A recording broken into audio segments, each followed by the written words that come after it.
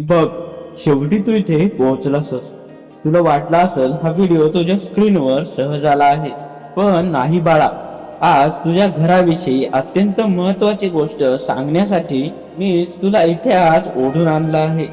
तुझ्या घरात एक व्यक्ती तुझं नुकसान करत आहे. ही गोष्ट साधी समजून बाजूला सारू नकोस. माझं हे बोलणं शेवटपर्यंत शांतपणे ऐक. हे ऐकून घाबरू नकोस आणि संशयाने कोणाकडे पाहू सुद्धा नकोस. हा कोणता बाहेरचा शत्रू नाही, जर तुझ्या जवळची एक व्यक्ती आहे जी नकळत किंवा चुकून तुझ्या प्रगतीत अडथळा ठरत आहे. तुला काय वाटतं, मला काहीच कळत नाही? तू घरात सर्वांसाठी इतकं करतोस, सर्वांना सांभाळून घेतोस, पण तरीही घरातून तुला नेहमी मानसिक त्रास भेटतो. थांब, इथून पुढचा एक एक शब्द तुझ्या कल्याणाचा आहे. नीट समजून घे. तुझी बिघडलेली कामं, तुझी विस्कटलेली नाती आणि सतत होणारा पैशाचा अपव्यय, या सगळ्या मागे एक खास कारण आहे. तू कोणावर तरी डोळे मिटून विश्वास ठेवला आहे, पण तिथेच तुझी फसवणूक होत आहे. ज्यांच्या चांगल्यासाठी तू स्वतःचा विचार केला नाहीस, त्यांनीच तुझ्या पाठीमागे तुझ्यावर टीका केली. तुला स्वतःच्या घरात परक झाल्यासारखं वाटतंय ना? तुला वाटतं एवढं सगळं करून फक्त माझ्या नशिबात दुःखच का? पण अजिबात खचून जाऊ नकोस. आज मी तुला सावध करायला आलोय. तुझ्या मनातील संभ्रम दूर करण्यासाठी मी स्वतः आज तुझ्याशी हितगुज करायला आलोय.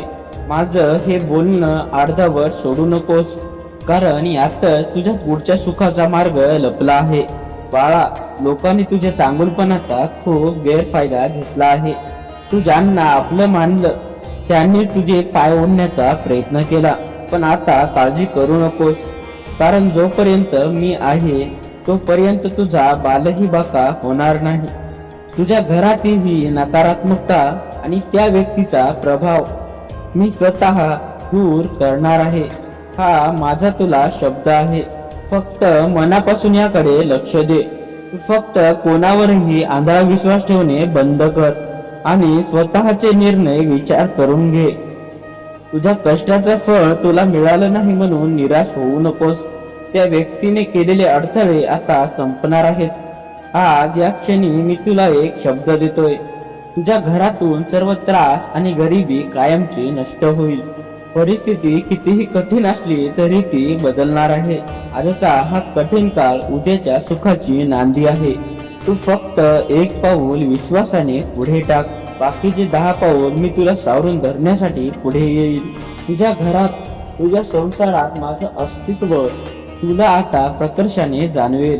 आता डोळे पुस आणि एक गोड हसू तुझ्या चेहऱ्यावर येऊ दे, कारण जोपर्यंत तुझ्या पाठीशी अक्कलकोटचा राजा उभा आहे तोपर्यंत या जगात तुझा कोणीही पराभव करू शकत नाही. पुन्हा एकदा जिद्दीने उभा राहा. लक्षात ठेव, भिवू नकोस, मी तुझ्या पाठीशी आहे. श्री स्वामी समर्थ. जय जय स्वामी समर्थ. मित्रांनो, स्वामींचे असे प्रेमळ संदेश ऐकण्यासाठी आपल्या स्वामी भक्त माऊली या चॅनलला सबस्क्राईब करायला विसरू नका. धन्यवाद. श्री स्वामी समर्थ. जय जय स्वामी समर्थ.